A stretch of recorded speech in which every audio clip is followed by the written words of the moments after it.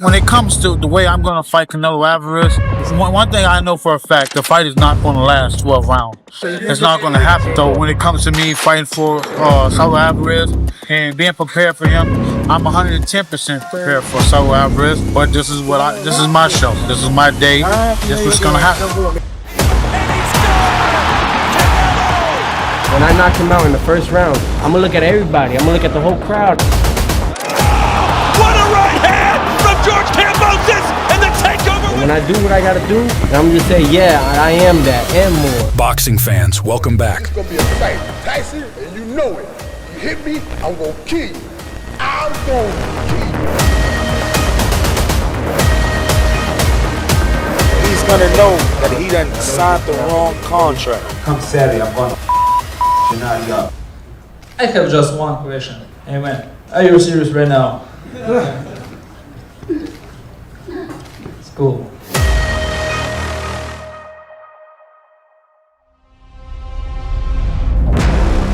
In boxing, the true meaning of standing out is often distorted, shifting focus from fighting to spectacle. Many believe that words or theatrics are necessary to leave a mark, that the louder the voice, the stronger the presence.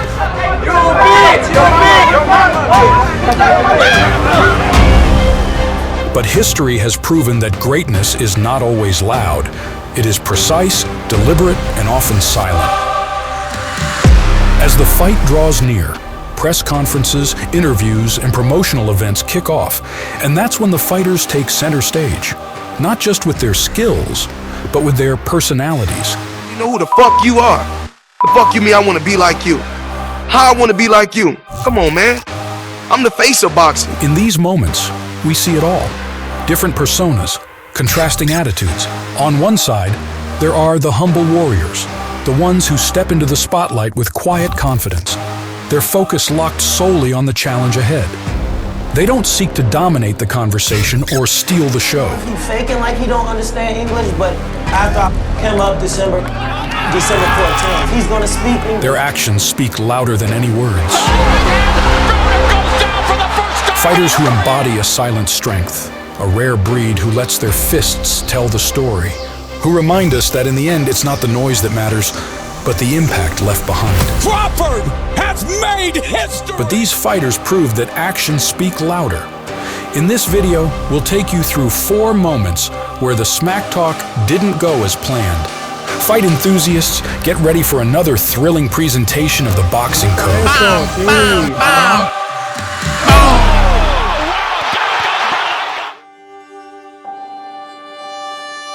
Back in 2012, a young Canelo Alvarez was stepping into the ring with some of the biggest names in boxing, taking them on one by one. Slowly but surely, this Mexican fighter was carving out his place in the big leagues, tearing through his opponents with undeniable skill and determination. There's a big right hand. Though he had been defeated by Money Mayweather, Canelo stayed on the right path, steadily working his way toward becoming a true superstar. I am with Saul Canelo Alvarez. Canelo, James Kirkland seems like a very high-risk kind of fighter. Why have you picked him? It's going to be a war fight. This is what you've been asking for. You wanted to fight with aggression. You wanted to fight where both men may be bleeding. You wanted to fight where people would get battered and bruised. This is what you're going to get. After a controversial victory over Erislandy Lara, Canelo Alvarez was set to face James Kirkland, who was coming off an impressive TKO win against Glenn Tapia. He sucked it up, pulled it off, and won very impressively. Now he gets to fight a big fight next, a huge money fight next. So he deserves it. It's well deserved. Mandingo Warrior Kirkland. Great fight, action-packed. These are the types of fights that we want to see. I mean, look, Kirkland is a beast. I mean, he just keeps coming forward. I mean, look at what he did to Angulo. With an impressive record featuring 28 knockouts, Kirkland undoubtedly possessed the punching power to take down any opponent. Así es un peleador muy peligroso, es un peleador fuerte que siempre va hacia el frente. Así que sabemos de la calidad, ¿no? Sabemos de la calidad y de la peligrosidad de este rival.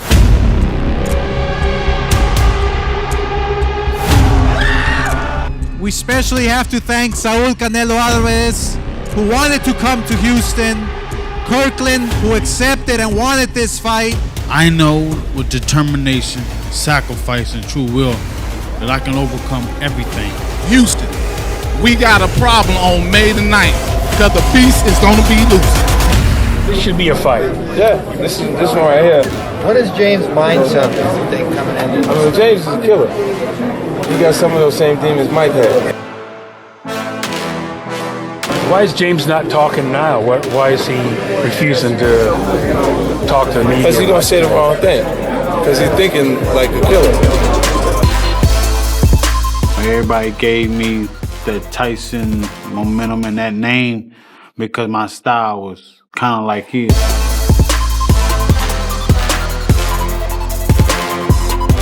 I'm just ready to fight Canelo. Que es un peleador que siempre va hacia el frente tirando golpes y obviamente va a llegar motivado para esta pelea, pero pues yo voy a llegar también. I don't care what he does. Miss Kirkland is focused on Kirkland. Canelo, I'm gonna be on your ass like white on rice.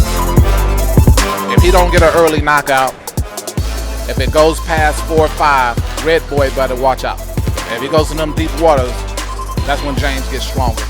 So you better watch out. What level of aggression to beat Canelo should we expect from you tomorrow night? You speak on the aggression.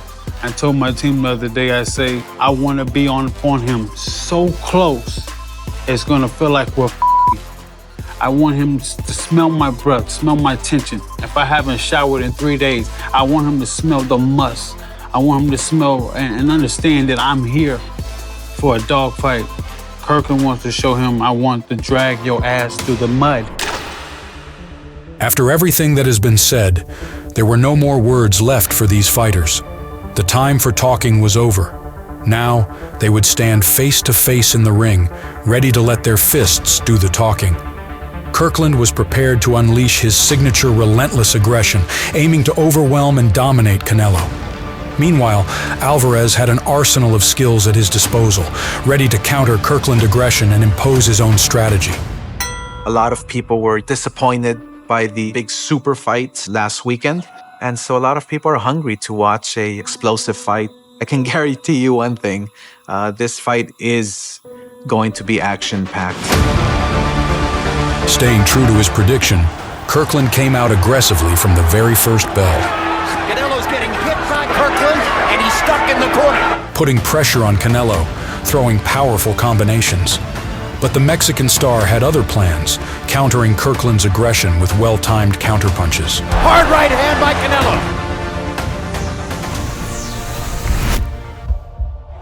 Down goes Kirkland. After knocking Kirkland down twice, Canelo delivered the knockout the crowd had been eagerly waiting for. With a powerful right hand, he ended the fight, sending Kirkland crashing to the canvas. Perfect straight right hand, and Charlotte's gonna stop the fight. What a performance by Canelo Alvarez. No, mira, al principio pues obviamente me emocioné, no por el knockout, porque siempre es muy emocionante ganar por knockout, pero después, si uno no quiere lastimar al rival más allá de lo que es el deporte, gracias a Dios todo está bien y el muchacho está bien.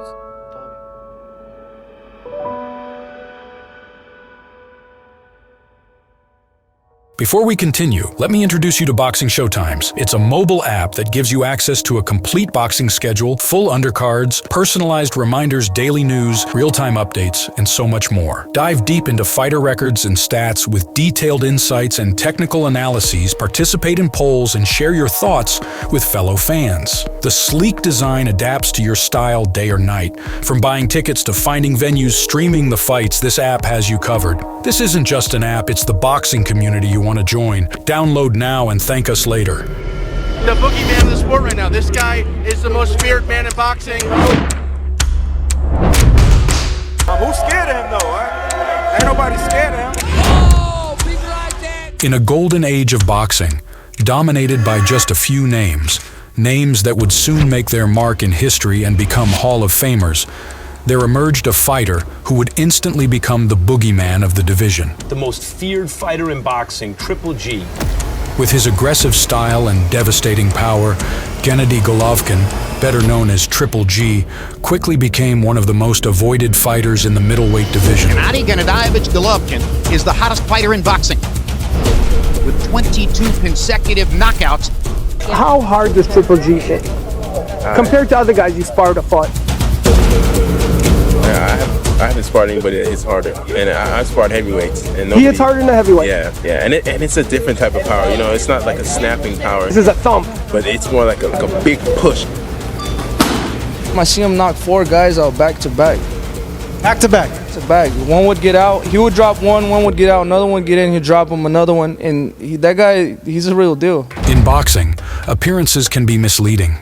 Triple G is one of those fighters who seems far less dangerous at the weigh-in than he does the moment his first punch lands. This is boxing. Please respect boxing. Respect sport. No, this is not street fight. You want street fight? Let's go. I show you right now. We have time. Let's do it. A cold-blooded finisher inside the ropes, yet humble and respectful outside of them. Two sides that seem incompatible. But make no mistake, talking trash to Triple G is like signing up for your own downfall. You know, obviously I've been calling him out, you know, and I'm going to go in there and do what I do and show everybody that he's not like that. He's not like that. He's overrated. I'm going to go in there and demolish his ass. On February 11th, 2013, Curtis Stevens would make the mistake of trash-talking Triple G. A mistake that many had made before and all had paid for. Yeah, he's a hype job. Who else he for? Don't make it seem like some god when he's not fighting anyone. Come November 2nd, he's gonna know that he done signed the wrong contract. Curtis Stevens was coming off an impressive run, having knocked out 3 of his last 4 opponents in the first round. That's why everybody is talking about Curtis Stevens. He's got that one-punch power in the middleweight division. A former light heavyweight, he carried the kind of power many believed could be enough to stop the highly feared Gennady Golovkin.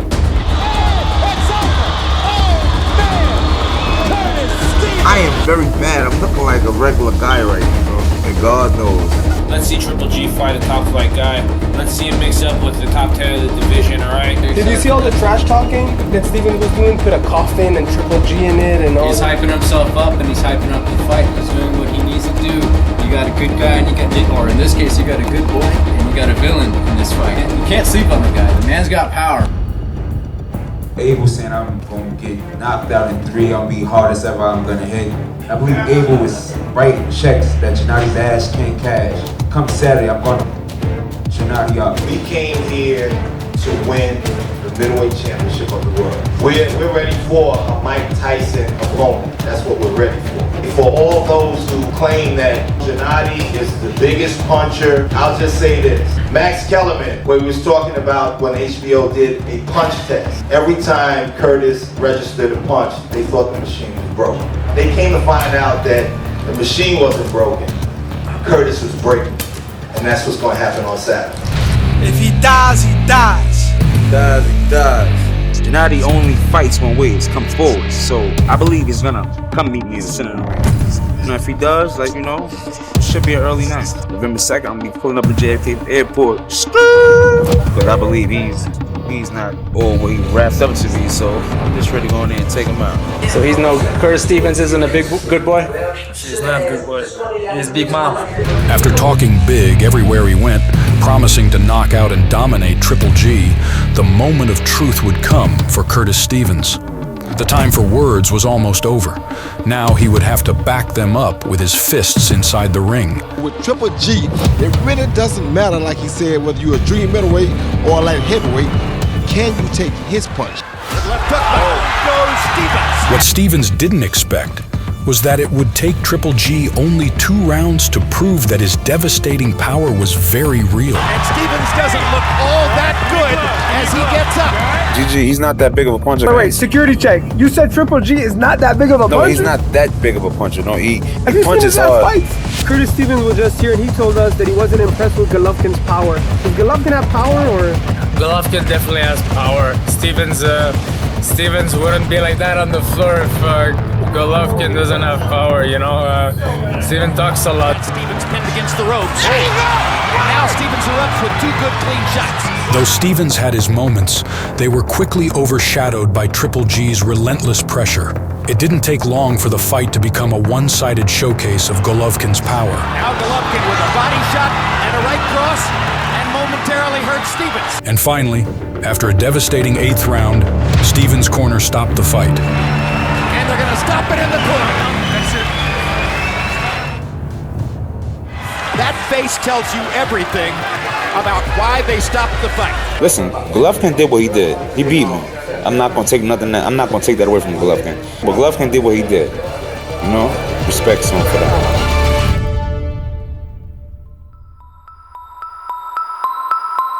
But yeah, he's gonna feel some pain. Bring Andrews a lot on. Bring those guys. They can keep their title. I don't want their title. I want to strip them of their health. Cause I'm in pain. I want them to see pain. I want their kids to see pain. Lennox Lewis, I want his kids to, oh, Daddy, are you okay, Dad? Yeah, I don't care about them because they don't care about me and my kids. You can't touch me, you're not man enough. I'll eat your ass on live, bitch. How anybody in here can fuck with this man, man. This is the ultimate, man. You hoe. Come and say my face. You for everybody. Back then, when Tyson spoke, opponents didn't just hear him, they felt him. You bitch, come on, you bitch. You're scared coward. You got man enough to fuck with me. You can't last 2 minutes in my world, bitch. His presence alone was enough to instill fear. His trash talk wasn't just for hype, it was a promise. A psychological assault designed to break fighters before they even stepped into the ring. And when the bell finally rang, they realized, too late, that every word he said was true. Tyson knows he's got him in big trouble. Richard Steele has moved in and has stopped the fight. Coming off a relentless streak of knockouts, having gone to the scorecards just once in his last 20 fights, Mike Tyson was set to face Mitch Green. A towering 6'5" giant, Green wasn't just another opponent. He was a street-hardened fighter, a man whose reputation wasn't built in the ring, but in the back alleys of New York. As the leader of one of the city's most notorious gangs, Green carried an aura of danger, not just from his fists, but from the world he came from. Tyson said, you're gonna fight me, I wanna fight Tyson. Tyson said, you're gonna give me a fight, I want Mike Tyson. Point blank. Michelle Tyson, he's a homo, he's still homo. He's white homo, I'm gonna knock him out. I ain't no joke. My name is Big B, and you heard my fight. Watch my smoke. There was a story released a little bit earlier today by the New York Post and spoken about on some of the local television newscasts here in New York as well, that the New York Police Department would perhaps arrest Mitchell Green either before or after the fight. Coming from a world where survival meant everything, Mitch Green was no stranger to violence. He took respect seriously, and he wasn't afraid to face anyone. His name began to carry weight after winning multiple New York Golden Gloves titles as an amateur. Green has won the heavyweight open championship in the New York Golden Gloves. With a growing reputation, he quickly transitioned into the professional ranks, dismantling opponents along the way. His only loss had come by majority decision against Trevor Berbick, but even in defeat, he had shown he belonged among the best. And with both Green and Tyson rising as top contenders for a world title, it was only a matter of time before their paths collided. Read my list, I'm saying it nice and slow. Michelle Cicely Tyson is a homo. He tutti frutti, I'm gonna kick his booty. Oh, baby, ask me a question, I tell you no lie. Mike Tyson is a homo in disguise. I'm gonna give him a whiplash and put a cast in that big old ugly neck. Ow! I ain't Mike, I call him Cotton Mike. Cotton nail, toilet paper, he tutti frutti, and I'm gonna kick his booty. I call Tyson a homo, I'm saying it now. He gonna hear about it, he gonna read about it, he ain't gonna deny it, he's scared of me. This gonna be a fight. Tyson, and you know it. You hit me, I'm gonna kill you. I'm gonna kill you. And Mike Tyson, traditionally, no robe, no socks. He says it makes him feel like a warrior, makes him feel like a gladiator. When fight night arrived, Mitch Green didn't carry the same confidence he had in his interviews. Under the bright lights of Madison Square Garden, standing across the ring from a young, ferocious Mike Tyson, reality began to set in. From the opening bell, Tyson wasted no time. And what a shot! He exploded forward, slipping past Green's reach and firing vicious hooks to the body and head.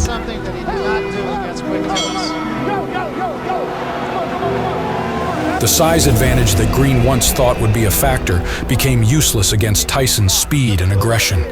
Within moments, the towering heavyweight found himself on the defensive, forced into survival mode. After 10 relentless rounds of punishment, Mike Tyson secured a dominant, unanimous decision victory over Mitch Green, winning every round on the judges' scorecards. Well, Mitch Green was not a fighter tonight. All he did was try to survive, Barrett. I was quite disappointed in Mitch Green. But this rivalry was far from over. Years later, their paths would cross again, not in the ring, but on the streets of New York. In the early hours of the morning, outside a Harlem clothing store, Green confronted Tyson over unpaid money from their fight. What started as an argument quickly escalated into a brutal street brawl. With no referee to step in, Tyson landed a devastating punch that shattered Green's eye socket, leaving him swollen and unrecognizable. After Mike defended himself, Mitch didn't look too pretty. Mitch was on his back, legs up in the air like this, and all you saw was his legs, and he's laid out. The once feared street fighter had just learned the hard way. Inside or outside the ring, there was no escaping Tyson's power. I'm putting this guy on a fucking stretcher. I know all the pressure points and I know all the shots. Either way, this guy's going down. I gotta let the world know. When I fight this guy and I knock him out, I'm not just knocking out George Kambosos. I'm knocking out everyone that was talking shit about him. I don't fear this kid. I don't care what he's done or what he's achieved. All I care about, and there's three things I'm coming to that fight. For his head, for them belts, and for that big fat check. He said numerous times that he believes he ends this fight in the first round. How many rounds do you think he goes with you? 1 round. You've been in 2 fights, split decisions. I ain't a Mickey Bay. I ain't a Lee Selby. I'm Teofimo Lopez. No problem. You're the big celebrity. You're in the bright lights. I've been in the dark, in the trenches, in the gym, the hard work, the blood, sweat, and tears. I'm hungry. He says he's hungry. He's lying. I am hungry. For years, George Kambosos was a name few paid attention to. Just another hungry contender clawing his way through the lightweight division. But behind the scenes, he was sharpening his craft in ways few could imagine. As a key sparring partner for Manny Pacquiao, Kambosos spent countless rounds trading punches with one of the fastest and most relentless fighters in boxing history. Learning, adapting, growing. While others doubted him, he was quietly preparing for his moment. After grinding his way through the ranks and securing a split decision victory over Lee Selby, Kambosos earned his shot at the unified lightweight champion, Teofimo Lopez. I'm a killer. These guys are businessmen. There's a difference. We out here to kill. We ain't here to beat business. A fight no one expected him to win. But Kambosos wasn't just stepping into the ring for a paycheck. He was stepping in to shock the world. Come November 27th, this boy's gonna be running. At the end of the day, these people are gonna be forgotten. You're gonna be forgotten, bro. Nobody gonna know your name after this fight. Against all odds, George Kambosos stepped into the ring as an underdog, but he left as the undisputed king. From the very first round, he made his presence known, dropping Teofimo Lopez and shocking the world.